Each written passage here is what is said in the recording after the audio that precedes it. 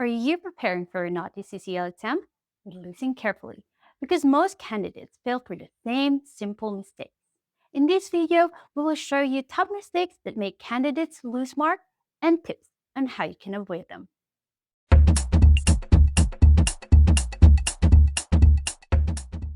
Mistake number 1.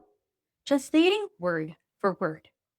Many candidates try to translate every single word literally.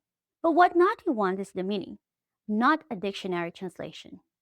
For example, in the sentence, she gave me a hand with my application. Now, it doesn't really mean that she gave me her actual hand. What it truly means is that she helped me with my application. Now, remember, always translate the idea and not the words. Mistake number 2. Forgetting the details. You remember the main idea, but you lose the details. This is where many marks disappear. Dates, times, prices, names, addresses. Use smart note-taking. Symbols, abbreviations, keywords instead of long sentences. For example, your appointment is on Monday at 3:30 p.m. in Parramatta. Now you can write Mon, 3:30, Para. Now remember, small details equals easy points.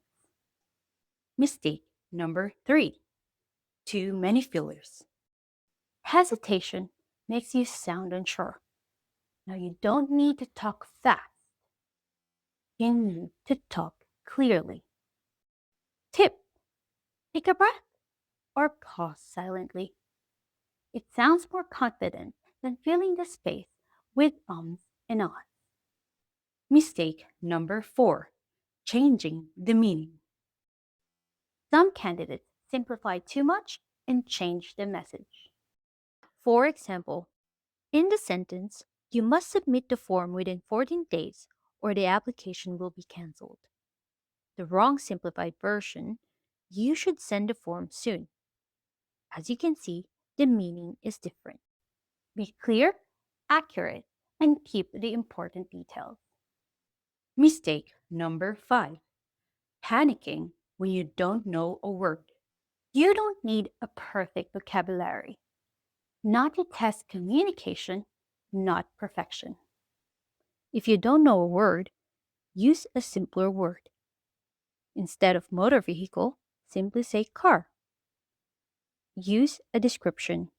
If you can't remember the word ankle, say the part between your leg and foot. Use the idea, not the complex term. Mistake number 6. Not practicing real dialogues. Studying vocabulary is good. Watching videos is good. But the exam is about conversation under pressure. You need practice with timing, note-taking, memory, and switching languages quickly. Remember, real practice equals real improvement. Mistake number 7. Not knowing Australian context.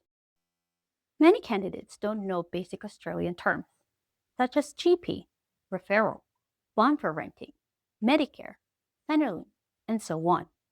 But remember, the exam is about everyday Australian life, not academic language.